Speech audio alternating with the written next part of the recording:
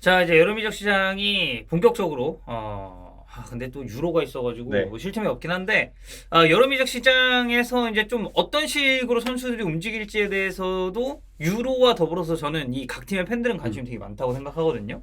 그 저희가 항상 얘기하듯이 감독들의 이동도 우리가 좀 지켜봐야 될 거. 그렇죠. 뭐 이미 확정난 게 뭐 리버풀의 슬롯이나 뭐 첼시 마레스카 네. 뭐 이제 이 정도 볼 수 있겠고, 뭐 맨체스터 유나이티드 일단 좀 기다려 봐야 네. 될 것 같고, 여러모로 봤을 때 클럽은 아마 이제 쉴 것 같고. 근데 우리가 오늘은 선수들은 좀 어떤 식으로 지금 동향이 좀 파악이 되고 있는지 이걸 한번 체크해 볼 네. 예정입니다. 그러니까 팀들이 어떤 포지션을 좀 우선적으로 보강하려고 하는지는 이미 주원이 형이랑 제가 영상을 찍었어요. 네. 그래서 그 지난 영상을 참고해 주시고, 오늘은 그 포지션 기준으로 과연 어떤 선수들이 링크가 되고 있는가를 그러니까 실질적인 이제 링크를 얘기를 하는 거죠. 이제 종합해서 여러분들에게 다뤄드릴 텐데, 첫 번째로 살펴볼 팀은 리버풀이고요. 리버풀은 지금 근데 뭐 딱히 막 그게 없어요. 얘기가 없어요. 네. 근데 이거는 정말 아무것도 안 하고 있는 건가로 보기에는 그건 아닌 것 같고, 그 에드워즈를 포함한 새로운 디렉터들의 그 일하는 스타일이 되게 일을 조용하게 하는 편이에요. 그러니까 외부적으로 네. 뭐 누구랑 이 링크 막 크게 나고 어쩌고 이런 것보다는 그냥 물밑 작업 쓱쓱쓱 하고 진짜 구체화됐을 때 이제 그때 좀 기사가 나오는 그런 스타일. 그 2018년 여름에도 아무도 모르고 있다 갑자기 파비뉴가 거의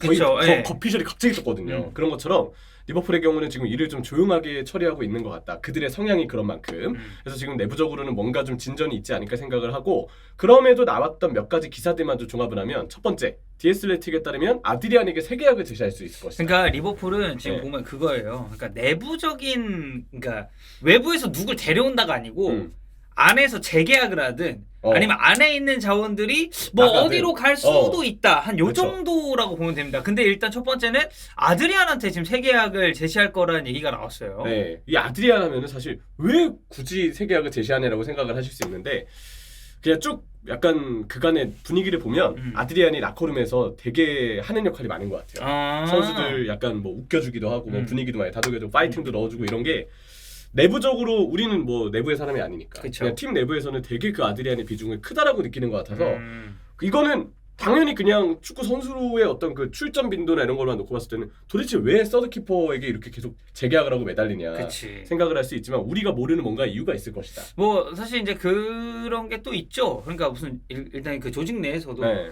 그 일의 업무 성과도 물론 정말 중요하지만 그 조직의 분위기를 좀 어떻게 이제 네. 만드느냐, 그리고 주변인들과의 관계를 어떻게 쌓느냐에 따라서 이게 또 일의 능률에도 또 영향을 미칠 수가 있거든요. 그렇죠. 저는 그래서 약간 리버풀 오락부장과의 재계약을, 오락부장, 오락부장 괜찮네. 재계약을 추진 중이다. 오락부장 혹은 이제 체육부장 같은. 그렇죠. 네. 그러면 다들 이해가 좀 되실 거라고 네. 생각해요. 뭐 홈그로운 관련해서는 이제 어쨌든 아드리안 선수가 스페인 국적이라 논 홈그 자리를 하나 차지한다는 건 아쉬울 수 있는데, 이건 이제 추후 남아있는 이적 시장 기간 동안에 누구를 팔고 데려오는지에 따라서 그쵸. 우리가 판단을 좀 해야 될 것 같고요. 네. 그리고 루이스 디아스의 이적설이 있는데, 저는 개인적으로 잔류가 낫다라는 생각입니다. 그러니까 지금 파리랑 바르셀로나 얘기 나오고 네. 있거든요. 그러면 이거는 파는 것보단, 근데 만약에 좀 확실한 왼쪽 자원 한 명이 온다고 쳤을 때도 루이스 디아스는 잔류가 낫다고 보나요? 확실한 왼쪽 자원보단 개인적으로 토비였으면 좋겠다는 생각이 좀 먼저고, 해결사가 와야 된다. 지금 보니까 뭐 서머빌 얘기 리버풀 조금 있는 것 같던데. 서머빌은 좋죠. 근데 개인적으로 루이스 디아스와 같은 그런 어떤 드리블러의 플레이 스타일을 찾는 것도 되게 쉬운 일은 아니라고 생각을 해서, 대체라가 명확하게 지금 나와 있지 않은 상황에서 일단 제 생각은 잔류. 오케이. 네, 라는 걸 일단 좀 말씀을 드립니다. 네, 리버풀은 딱 여기까지입니다. 뭐 네. 이외에는 정말 우리가 물론 그런 거 있죠. 이제 진짜 흔히 얘기하는 공신력이 좀 많이 낮은 그런 되게 루머들은 많죠. 그렇죠. 그렇게 루머들은 보면. 있는데 이제 그래도 좀 구체화된 네. 그거를 종합을 해보자면 한 요 정도 볼 수 있겠고. 자, 그다음 맨체스터 유나이티드인데, 맨체스터 유나이티드도 내부적인 그 재계약에 관련해서 얘기가 있어요. 일단 조니 에반스 네. 새 계약을 논의 중이라고 해요. 워낙 고생을 많이 했고 아마 팀에서도 서브를 남겨두기엔 괜찮은 옵션이다 라고 생각을 하겠죠. 에반스도 자기 올 때 이렇게 경기 소화 많이 할 줄 몰랐을걸. 그러니까요. 근데 어쨌든 그런데도 꾸준히 그래도 경기를 계속 뛰어줬다는 것 자체에서 팀에서는 그 헌신을 높게 살 가능성이 크다. 그렇죠. 네, 라고 생각을 하고, 수비 쪽에 대한 보강 루머가 많은데 우리가 지난 영상에서 다뤘듯 맨유의 제가 생각하는 우선 보강 포인트는 수비와 수미. 삼선. 네, 그리고 그 두 포지션에 대한 멀티 자원. 그러니까 뭐 삼선도 뛸 수 있고 네. 센터백도 뛸 수 있고. 그러니까 뭐 가령 예를 들면 뭐 올 시즌 레알의 추아메니가 그랬고 네. 그리고 예전에 뭐 이건 너무 비교율이 높긴 한데 로드리도 센터백으로 나오고 이런 경기들이 또 있었으니까. 그렇죠. 그래서 제 생각에는 이런 수비 후방 쪽의 멀티 자원은 많으면 많을수록 좋다라고 생각을 하는데 일단 마르카는 릴의 레니 유로를 맨유도 지금 관심을 갖고 있다. 유로 선수가 뭐 측근이랑 같이 웸블리에서 FA컵 결승을 좀 봤는데 그때 뭐 맨유하고 뭐 접촉을 했던 것 같다 이런 얘기들도 지금 나오고 있는데 문제는 이 레니 유로 선수가 레알 마드리드의 타겟이라서 현실적으로 레알이 지금 먼저 은바페 영입을 발표하긴 했지만 추후 레니 유로 영입에도 분명 전 뛰어들 가능성이 높지 않을까 이런 생각이 들고 이건 경쟁은 좀 빡세겠네요. 그렇죠. 그렇게 봤을 때 난이도는 제법 좀 있는 확률은 조금 적을 수 있는 그런 영입이 되겠고 해코르드에서는 이제 이나시우에게 맨유가 제의할 거라고 얘기를 했어요. 곤살로 이나시우. 네, 근데 이나시우는 원래 사실 리버풀에도 관심이 있다는 얘기가 있었지만 지금 맨유가 좀 더 본격적으로 움직이는 것 같아서 맨유 쪽에 지금 특히 해코르드 보드라서 이거는 조금 우리가 의미 있게 좀 볼 필요가 있는 루머이지 않을까. 포르투갈 현지 쪽이고 뭐 그쪽은 그쪽 지역지나 그쪽 이제 국적의 이제 언론이 얘기하는 게 아무래도 우리가 조금 귀를 기울일 수밖에 없으니 잊을 수 있죠. 이 선수는 이제 역시 왼발 센터백 그리고 발밑이 좀 좋은 편이고 빌드업에 있어서 기여할 수 있는 부분이 좀 많은데 빌드업은 오케이. 근데 경합과 관련된 어떤 수비에서 조금 어떨지는 좀 볼 필요가 있다. 경합에서는 특히. 거기 이제 조금 변수가 있다. 근데 개인적으로 좋은 선수라고 생각해서 수비 쪽 보강 이나시우 저는 괜찮은 매물이라고 봅니다. 자 다음은 벤피카의 주앙 네베스입니다. 네, 주앙 네베스는 근데 일단 5,100만 파운드를 제시했는데 거절을 당했다. 왜냐? 벤피카가 안 팔겠다는 입장이기 때문에 이번에는 진짜 파는 게 쉽지 않을 것 같아요. 주앙 네베스는 미드필더에서 진짜 다재다능한 선수고 맨유에게 지금 미드필더가 필요한 만큼 네베스 선수가 분명 구매가 당기는 건 맞는데 현실적으로 지금 데려오는 거는 금액적인 면에 봤을 때 정말 쉽지 않을 것이다 라고 봐야 되겠죠. 그리고 뭐 이거 제외하고 좀 이제 짜잘짜잘하게 나오고 있는 루머들은 뭐 케르케즈 얘기 잠깐 있고 그리고 뭐 쿠냐나 뭐 쿠드스 뭐 이런 선수인데 여기는 너무 좀 진지한 힌트는 아니다 보니까 그냥 쓱쓱쓱 흘려 들으면 되지 않을까. 매체들이 아무래도 좀 루머성 매체들이니까 케르케즈는 왼쪽 풀백이고요. 쿠냐는 울버햄튼에 이제 뽀른반 잘하는 근데 결정력은 좀 떨어지는 공격 자원이고 쿠두스는 개인적으로 추천합니다. 쿠두스는 웨스트햄 경기 보잖아요. 네. 쿠두스밖에 안 보여요 요새는. 문제는 웨스트햄이 가격을 높게 부릴 거라 그것만 좀 변수가 있고 이거는 좀 좋은 소식이에요. 트리부나의 보도인데 아이나스르가 카세미로 영입에 뛰어들고 그러니까 지금 네. 저는 올 여름도 여전히 최대 화두 중에 하나는 사우디 형님들이 이제 얼마나 쓸 것이냐. 눈독을 이제 들이느냐 여기를 이제 잘 봐야 되거든요. 근데 무려 이 사우디 형님들이 이 카세미로 선수에게 9천만 유로에서 1억 유로를 줄 수도 있다. 야 이거 그럼 맨체스터 유나이티드는 사우디 형님들 내려오실 때 레드카펫부터 깔아드리고 맨체스터로 아주 고위 모셔서 카세미로 선수를 잘 보내드리는 걸 목표로 해야죠. 근데 이제 뭐 아직 여기도 구체화된 링크는 아니고 뭔가 공신력이 높은 데서 나온 건 아니라서 이쪽도 그냥 일단 한번 듣고 뭐 추후에 좀 더 보는 걸로 하겠습니다. 네. 자 그다음 맨체스터 시티인데요.